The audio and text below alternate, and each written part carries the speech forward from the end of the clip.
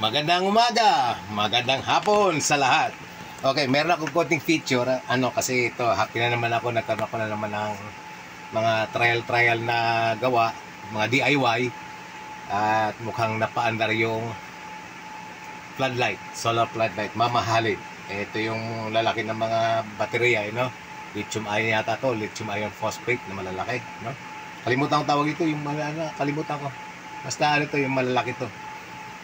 So, eto, napaandar ko na. Tinetest sa charger ng cellphone. So, nakarekta muna siya sa charger ng cellphone. Ayan, gumagana na siya, So, ikukwento ko yung ano mga ginawa, okay? So, babalik ko dito para mag-charge. Tapos, discuss tayo. Okay. Ang nangyari dito kasi, hindi na ito gumagana. So, ang siguro, hula ko lang, na over-discharge. Since na over-discharge, natulog yung BMS. So, ngayon, binuksan ko, at over-discharge na yung battery. Akala ko sira na yung BMS. So, nirekta ko itong battery na chinarge ko sa, sa charger ng pang cellphone kasi 5 volts nga ito ang system. So nung ma-charge na siya, lumabutan ng 3 volts, ikinabit ko na. Plus kinabit ko yung sa charger, yung sa manggagaling sa solar panel. And eventually nag-charge na siya. Ito nga, I think almost almost charged na. So yan, gagana na siya sa solar panel ulit. Pwede ko na ibalik yan siya, Malaki ito kaya nakakapanghinayang, Alright. So,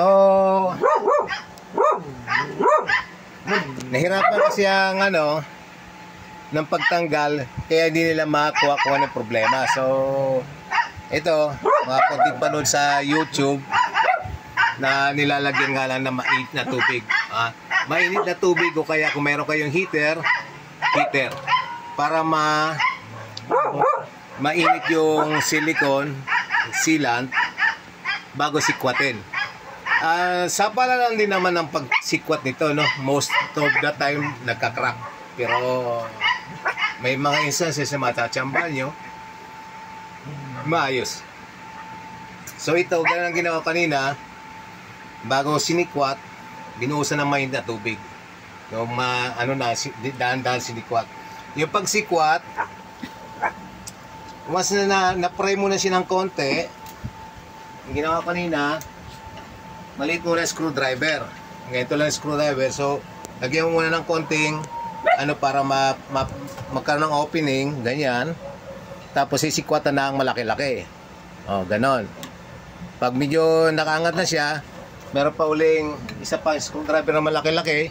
Papalit mo ngayon yung malaki-laking screwdriver, then magsikwat ka naman sa iba. Dito sa may side na to, probably dito sa may side na to. Hanggang sa pag umangat na siya, nilagyan ko naman na mas malaki-laking pry bar. Ito. So, halimbawa, kanina ginawa ko ganyan. Tapos, unti-unti ko pinalo hanggang sa makapunta dito para pa-slide ko siya. Hanggang sa nung nakaganyan niya, ang ganda na ng pagiging niya, yung masikwatan doon, and eventually, bumigay. So, ganon procedure. Kasi nag-try ako nung isa kahapon, nung isang solar panel ko rin, yan na nga, nag-crack. Hindi talaga siya, makaya. Sobrang kapal nung nilagay ng, sobrang kapal nung face nung nagumawa, sobrang kapal nung pagkalagay ng silicone. So, ganon. Kaya ito, pwedeng ibalik mamaya. And ito na nga. So, putol-putol siya kasi puro trial and error lang naman, And fortunately, ito, nakuha siya. So, yun. Ito yung mga ulitin natin. Yung pagtanggal, sikwat, lagay na mainit na tubig. Pag malambot-lambot na, isimulan na sikwat. Maliit mo ng screwdriver, palaki. Then, pag nasikwat na ng pry bar, ipapaganyan mo, paganyan para siyang matuklap. Ganon.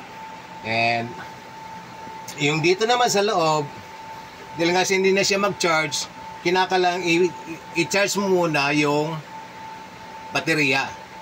And kinakalambantayan kasi nga i-disconnect doon sa BMS. Walang battery monitoring system and therefore may posibilidad na mag-overcharge. So kinakalambantayan mo siya. So itong ginawa ko, 3 volts pa lang, tinanggal ko na. At binalik ko dito.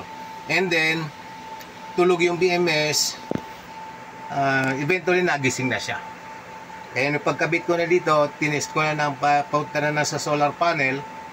Ito yung papunta sa solar panel. Nung kinabit ko na yung kabit pa lang ng charger nga ng cellphone, ito mga unused, ano ko na to, mga unused charger, mga lumang model pati, pero actually branded. Branded dito na, cellphone charger. Since 2000 pa yata ito na charger, galing pa ito New Zealand. LG na ano. Kailan ba ako doon? 2000 lang. 2000, mga 2000 lang pala.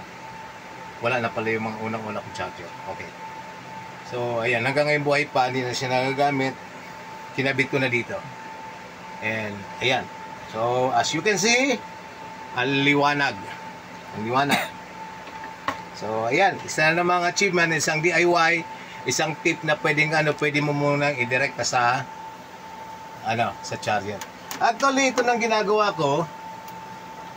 Itong isa namin solar panel, na bumili ako kasi ng mga crack.